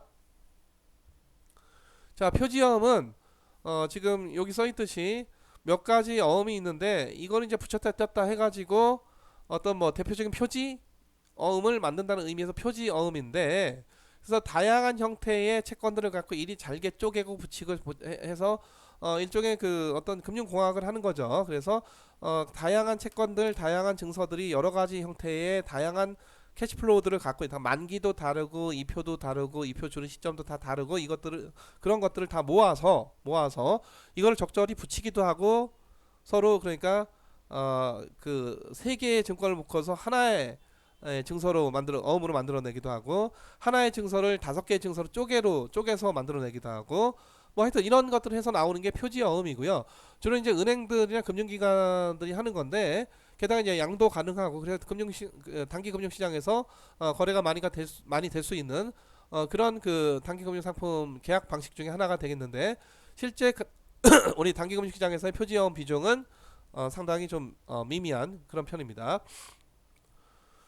자, 보통 우리가 트레이드 크레딧 하면 거래 신용, 영업 신용 이라고 하고 이게 이제 그 기본적인 이제 어음인데 아까 얘기했듯이 그 어음이죠. 저 어음이 있는데 이거는 뭐 고려 조선 개성상인도 이 어음을 발행했었어요. 그래서 이 그 어음은 이제 예를 들자면 이제 중소기업이 삼성전자에다가 납품을 하고 자기네가 어음을 받아. 그래서 이게 뭐 예를 들어 3개월 만기야. 그러니까 3개월 지나서 삼성전자가 돈을 주겠다는 거죠. 돈은 이제 100억 원이야. 100억 원. 100억 원. 그래서 3개월 만기, 그러니까 이제 3개월 만기 늦게 주니까 여기다 이제 사실 이자까지 얹어서 이걸 줘야 되는 건데 보통 이제 관례적으로 또 그렇지 않다고 그래요. 그래서 그냥 물건값이 100억 원이면은 100억 원을 내가 지금 못 주고 3개월 후에 주겠다. 요게 이제 삼성전자가 끊어준 어음이다. 그럼 이 중소기업은 이 어음을 들고서 그냥 3개월 쭉 버텨가지고 3개월 후에 100억 원을 받든지 아니면 만기 되기 전에 이걸 은행으로 들고 가. 그래서 한 1개월 지나고 나서 은행아, 내가 이거 삼성전자가 발행한 굉장히 좋은 신용도가 좋은 어음이잖아. 그리고 만기가 2개월 남았으니까 이 원금 지금 100억 원이니까 요거 적당히 디스카운트해서 989억 원에 90 죄송합니다. 예를 들어 뭐 98억 원에 네가 좀 사줘. 뭐 이런 거죠. 그럼 은행은 아니야. 나는 97.5억 원에 살래. 그래서 서로 간에 막 협상을 해가지고 둘이 협상을 해서 어음을 넘기게 됩니다. 물론 이제 100억 원보다는 더 낮은 가격, 할인된 가격으로. 그래서 이걸 우리가 뭐라고 한다? 은행의 어음 할인이라고 하죠. 어음 할인. 은행의 중요한 역할 중에 하나예요. 어음 할인 해줍니다. 그리고 이렇게 들고 있던 이 은행이 2개월을 기다려서 삼성전자한테 청구를 해요. 100억 원 달라고. 그렇게 할 수도 있고 아니면 1개월 지났더니 자기네 유동성 상황이 굉장히 안 좋아. 그래서 이제 어음을 들고 쪼르르 누구한테 달려가? 다른 은행한테 들고 가. 근데 다른 은행은 굉장히 상황이 안 좋아요. 그래서 나 못 사겠대. 어음 할인 못 해주겠대. 그래서 그 경우엔 또 어디가 된다? 중앙은행을 들고 갑니다. 그래서 그 중앙은행아 내가 지금 1개월 만기 남은 삼성전자 어음이 있으니까 네가 좀 적당한 가격에 좀 사줘. 우리가 워낙 유동성이 지금 안 좋으니까 지금 예를 들어서 한 99.9 지금 원금 100억 원이니까 99.5억 원에 사주면 좋겠다. 그래서 또 협상들을 하죠. 자, 그래서 이걸 우리가 어음 재할인이라고 재할인 한 번 더 파는 거잖아. 할인하고 또 한 번 할인하는 거잖아. 그리고 요런 거래를 할 때 할인율 이런 거래를 할 때 재할인을 할 때 중앙은행이 시중에 은행이 들고 있는 어음을 사들일 때 적용되는 요구 수익률 또는 할인율 이걸 우리가 뭐라고 하느냐 재할인율이라고 해요. 재할인율. 그래서 중앙은행의 통화정책 중에서 때때로 굉장히 이게 금융경색이나 신용경색이 굉장히 심각하다 싶을 때는 예정되지 않게 갑작스럽게 재할인율을 어떻게 한다? 인하를 해요. 재할인율 인하를 하면은 이런 어음들을 좀 더 어떻게 사주겠다? 비싸게 사줘. 덜 할인하는 거니까. 더 비싸게 사주. 1개월 남은 거, 2개월 남은 거 이런 것들에 대해서 보다 비싸게 사주겠다. 그래서 통화를 시중에 공급하게 되는 거죠. 통화를. 자, 그게 바로 재할인율이고. 자, 그래서 어음이라고 하는 게 이렇게 굉장히 여러 가지 은행 및 중앙은행 거래까지 다 통화 정책에까지 다 연관이 되는 겁니다. 그래서 보통 우리가 중앙은행의 통화 정책 수단 하면은 일단 금리를 갖고 한다. 두 번째 재할인율 갖고 한다. 재할인율 창구를 이용을 한다. 세 번째 공개시장 조작 정책을 한다. 등등 여러 가지 방식으로 통화 정책을 한다. 여러분들은 이거 아마 여러분들 거시경장이나 화폐금융론에서 공부를 했었을 겁니다. 자, 그런 게 이제 어음이고 이런 것도 이제 기업이 갖고 있는 매입 채무, 매출 채권 다 이런 것들을 우리가 뭐라고 한다? 트레이드 크레딧. 이것도 금융시장에서 굉장히 중요하게 많이 샀다 팔았다가 이루어지게 되는 이거는 금융적인 목적에서 나온 게 아니라 기본적으로 상업거래를 하다 보니까 물건값 줘야 되는데 당장 못 주겠다 그런 차원에서 나온 그런 어음들이죠. 그렇죠? 자, 또 하나는 그런 어음을 은행 들고 가면은 그 은행이 이 어음을 반드시 사주냐? 사줄 수도 있고 안 사줄 수도 있고 누구 마음이야? 은행 마음이지. 근데 주로 삼성전자나 현대차나 뭐 이런 굉장히 대기업이고 신용도가 좋은 기업이 발행한 어음은 인기가 좋아요. 대신 이제 금리는 작지. 그 할인율은 작아요.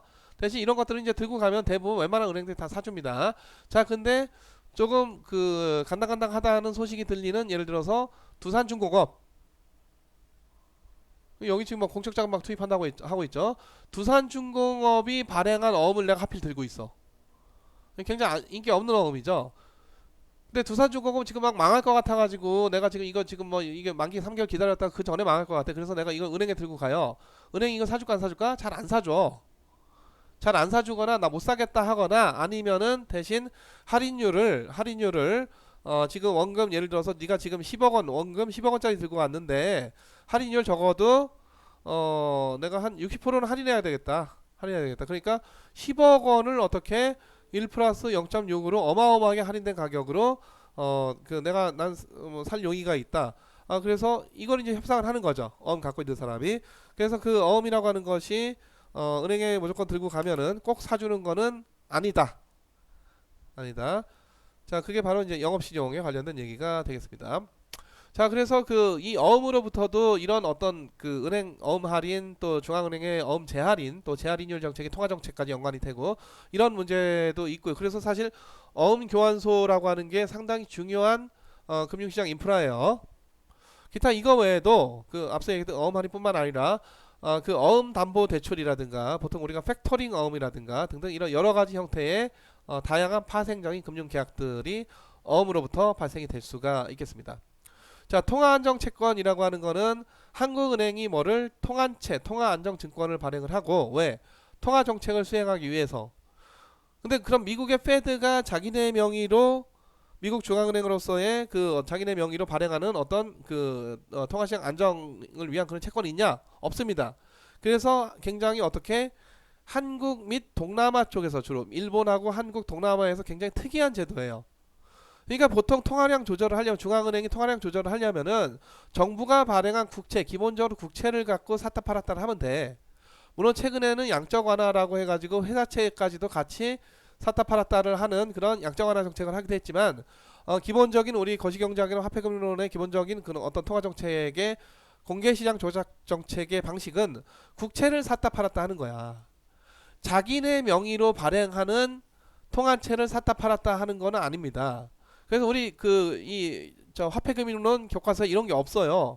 그러니까 한국에서만 특이한 제도, 한국과 이쪽 주로 아시아권에서 특이한 제도고, 이게 이제 사실 그 기본적인 이제 국채 시장 자체가 잘 형성이 안 되다 보니까 그 중앙은행이 자기네 명의로 자기 신용으로 통화 안정증권을 발행하기도 하고 다시 회수 사들이기도 하고 뭐 그런 거죠.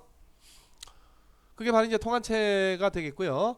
크게는 1년물이 있고 보통 이제 2년물이 있고 그런데 보통 이제 그 1년물은 보통 순수 할인채 퓨어 디스카운트 중간에 쿠폰이 없는 거고 2년물 2년 만기짜리는 중간에 이제 쿠폰을 6개월마다 한 번씩 지불을 하는 표준적인 그런 이표채 형태가 되겠습니다. 자, 근데 문제는 또 여기 중요한 논쟁거리 중에 하나가 통한채 중앙은행이 발행한 통한채도 국가부채냐. 자, 꽤 많아요. 2009년까지도 180조 원에 막 육박했는데 최근에 와서는 아마 이게 한 200조 원 넘어갔을 것 같아. 이게 사실. 자, 그래서 통화채도 국가부채냐? 국채만 국가부채냐? 국채만. 지금 통화채 잔고가 지금 170조 원이다. 이거는 그 몇 년 전, 한 10년 전 얘기고 지금은 이거보다 훨씬 더 큰 규모일 테니까 여러분들이 한국은행 들어가서 현재 통화채 발행 잔고가 얼마냐? 라고 하는 건 한번 이런 데이터를 그 살펴보시기 바랍니다. 자, 그래서 지금 통화안정증권 보면은 잔액으로 2016년도에도 뭐 아직 200조 원은 안 넘었군요. 아직 왜냐하면은 계속 늘어나는 게 아니라 이게 발행됐다가 되사들이기도 하고 다시 또 만기돼서 또 다 상환해주기도 하고 이런 것들 때문에 계속 늘어가는 거는 아니겠죠. 자, 그래서 요거는 국공채 연도별 발행액, 신규 발행액이고 발행 잔액은 좀 어려운 문제인데. 그 발행된 증서가 만기가 돼서 소멸될 수도 있고 발행된 증서가 발행자가 되사들여서 다시 말해서 다시 매입을 해서 거꾸로 매입을 해서 역으로 매입을 해서 되사들여서 그 증서가 소멸될 수도 있습니다. 그래서 그 발행되는 게 계속 쌓이는 게 아니라 신규 발행액이 해마다 뭐 올라갔다 내려갔다 하는 거죠. 그건 그 해에 신규로 얼마 발행했느냐 하는 거고, 그리고 또 해마다 뭐가 있느냐 하면은 회수액이 있어요. 회수액.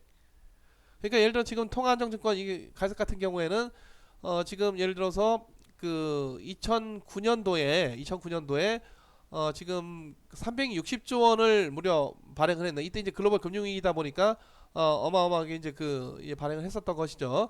360조 원어치를 신규 발행했으나 또 그 전에 있어 기발행된 그 통한채를 되사들이기도 한 것도 있고 되사는 것도 있습니다. 또는 그 전에 발행된 통한채가 만기가 다 돼서 사라진 것들도 있죠. 그래서 360조 원의 통한채가 발행됐다고 해서 2009년도에 통한채 발행 잔액이 360조 원만큼 늘어나는 게 아니에요. 별로 안 늘어났잖아. 그쵸? 그러니까 이걸 이제 굳이 수식으로 쓰자면은 그러니까 기존 잔고에다가 다시 쓸게요. 자, 기존 잔고 전 기간 잔고에다가 이번에 신규 발행액이 있죠. 이번 신규 발행액에서 이번에 회수액을 여기서 회수한다는 거는 사들여서 회수될 수도 있고 만기가 돼서 회수가 될 수도 있고 그렇게 돼서 쌓인 게 그게 그 다음 뭐가 된다? 잔고가 된다. 그 다음 잔고가 된다. 이런 거죠. 그렇죠?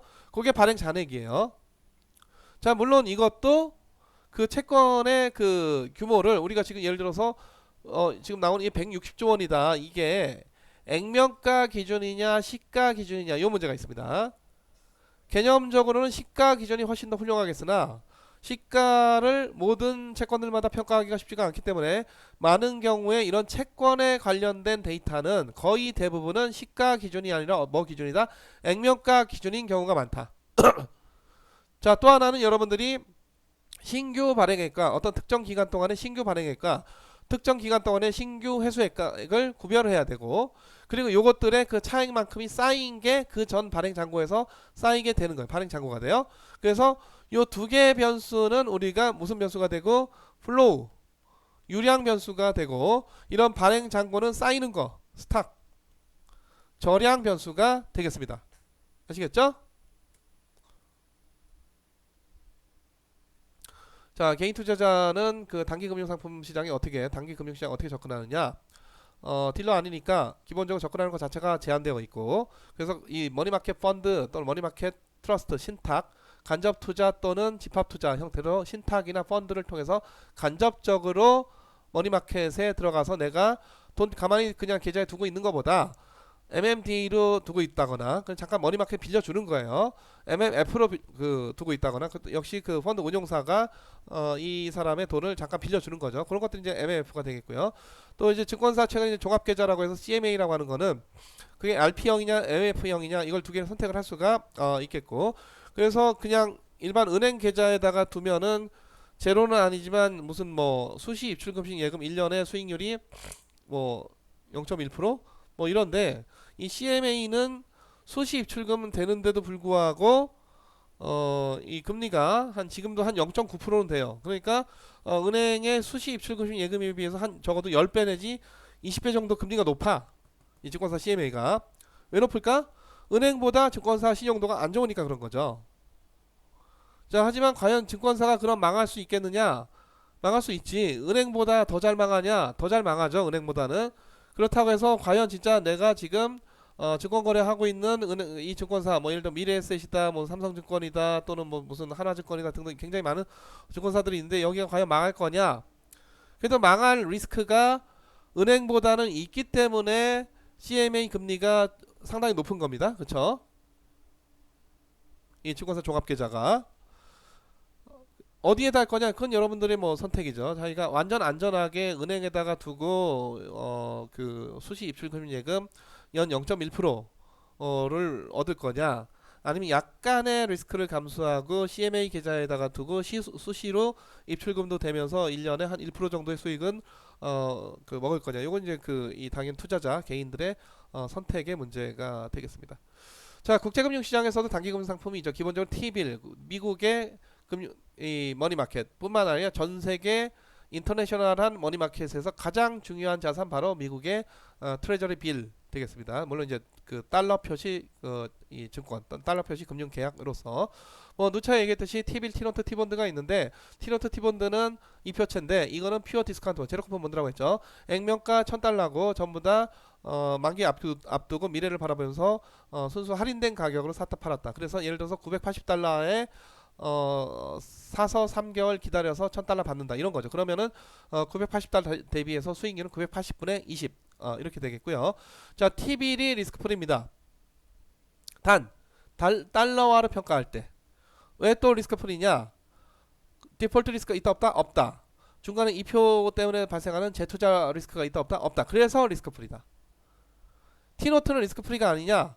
디폴트 리스크 없지만 중간에 이표가 있기 때문에 약간의 리스크가 있을 수가 있습니다. 그래서 리스크가 전혀 없는 거는 T빌밖에 없다. 다만 달러로 평가할 때 그렇다는 거고, 원화로 평가할 때 T빌이 리스크 프리냐? 당연히 아니죠. 환율이 변화할 것이고, 또 미국 사람들 중에서도 나는 달러 명목가치 평가하는 것보다 나는 미국에 물건 사 먹을 수 있는 게 중요해, 구매력이 중요한 이런 사람들은 리스크 프리냐? 물가가 변동할 것이기 때문에 리스크 프리가 아니고, 자, 그래서 미국 정부가 T빌 말고 실물 관점에서 리스크 프리가 되는 그런 자산으로서 소위 물가 연동 채권인 팁스를 발행을 합니다. 팁스. 그래서 이 팁스는 저 실질 금리를 보장을 해주는 그런 그 채권이 되는 것이죠. 자, 페더럴 펀드, 아까 얘기했듯이 페더럴 펀드 이게 그 연방 지급 준비금인데 이걸 갖고 은행에 부족한 지급 준비금을 빌려줘요. 주로 이제 컬 거래, 그 오버나이트 거래를 하고, 요 금리가 페드 레이트 또는 페더럴 펀드 레이트고 전 세계가 주목하는 미국 연준의 기준 금리죠. 전 세계에 영향을 미치게 됩니다. 자, 뱅커스 억셉턴스라고 하는 거는 자, 보통 이제 은행 인수업이라고 하는데 우리나라 보통 없어요. 보통 이제 무역업자가 저 수출 수입하다가 발행을 해. 뭐 물품 대금 같은 걸로 발행을 하는데 여기 이제 주거래 은행이 그 무역업자의 주거래 은행이 뒤에다가 그거를 저 무역업자가 발행한 그 일종의 어음 같은 거를 자기가 인수를 해요. 인수를 해서 자기네가 거기다가 뒤에다 배설을 해. 우리 은행이 인수를 했다라고. 그 다음에 이걸 또 판매를 하면은 그 다음은 요 그 증서가 처음에 발행될 때는 무역업자 신용에 불과했지만 은행이 배설을 하면서 뭐가 된다? 은행의 신용을 갖는 그런 증서가 돼서 훨씬 더 안전성이 더 어떻게 된다? 높아진다. 그래서 그 머니마켓에서 굉장히 또 활발하게 거래가 되는 증서, 증권 또는 계약 형태 중에 하나가 바로 뱅커스 억셉턴스가 되겠습니다. BA라고 하는. 자, 요 유로 달러 요거 좀 중요한데요. 유로 달러. 달러는 어디 화폐야? 미국 화폐잖아. 미국 화폐인데 유로 달러다. 자, 그러니까 요거는 뭐냐면은 달러 표시의 달러 표시 금융 거래인데 달러는 어느 나라야? 미국인데 미국 외 아웃사이드 US 미국 외 국가에서 이루어지는 모든 금융 거래, 그 채권 거래일 수도 있고 예적금 개혁일 수도 있고 대출일 수도 있고 뭐 등등등. 하여튼 달러 표시, 그러니까 달러라는 머니를 뭐 하여튼 빌리고 빌려주는 그런 거래에서 발생을 하는 여러 가지 형태의 그 채권들인데 그 거래가 어디에서? 미국 바깥에서 벌어진다고. 바깥에서. 그래서 달러 도미네이티드 디파짓 또는 달러 도미네이티드 여러 가지 이 파이낸셜 컨트랙트 아웃사이드 US예요. 이게 유로 달러. 자, 그래서 예전에 저 소련이, 물론 이제 예전에 미소 간에 냉전이 있을 때도 결국 이제 미국 달러가 전 세계적인, 사실상의 전 세계적인 어떤 그 기축 통화였었죠, 당연히. 그런데 그러니까 소련도 그 달러 예금이 있는데 달러 예금을 미국에다가 두고 여기서 필요하면 뭐 넣기도 하고 빼기도 하고 뭐 이런 거 했는데 미국 은행에다가. 근데 미국이 그 자산 동결을 시킬 수도 있어요. 이게 미국 미소 냉전 간에. 그럼 자기네가 그 달러로 뭔가 할 수 있는 일을 할 수가 없잖아. 이걸로 뭐 군비 증강도 해야 되고 뭐 등등 여러 가지들을 다 해야 되는데, 그래서 슬슬 미국에 있는 계좌를 어디로? 유럽으로 소련이 그 계좌를 옮겼습니다. 근데 유럽은 자기네 화폐들이 있기 때문에 달러 계좌라는 게 기본적으로 없잖아요. 그러니까 우리나라에서도 달러가 우리나라 화폐가 아니기 때문에 우리나라 달러 계좌를 열기가 쉽지가 않습니다. 없는 건 아니지만. 그래서 이때 유럽에 있는 은행들이 달러 표시 이 디파짓 그 금융 계좌들을 은행 계좌들을 만들기 시작을 한 거죠. 그래서 그게 바로 유로 달러 디파짓, 유로 달러 디파짓. 그래서 유로 달러라는 말의 그 어원이 되겠습니다. 어원이. 그래서 요런 용어는 이제 또 우리가 어디에 활용할 수가 있냐면은 유로 옌이라고 하는 게 있어요. 유로 옌. 유로 옌. 얘는 일본이잖아. 그러니까 일본 엔화 표시 그러니까 엔화를 빌리고 빌려주는 그런 거래인데 엔화 표시 채권 거래인데 그게 어디에서 벌어진다?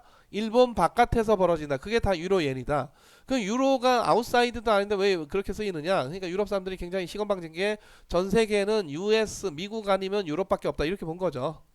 딴 데 다 무시한 거지. 그러니까 미국 바깥이니까 그게 유럽이다 이렇게 본 거예요. 유럽 미국 바깥은 뭐 아시아도 있고 아프리카도 있고 뭐 등등 그 당시 공산주의 국가도 있고 굉장히 많을 텐데 하여튼 뭐 그런 자신감에서 나온 그런 용어가 되겠는데 어쨌든 그게 금융시장에서 그렇게 정착이 돼서 그런 용도로 쓰고 그러니까 유로 하면은 그 다음에 나오는 그 화폐 그래서 유로 스털링이라고도 있습니다.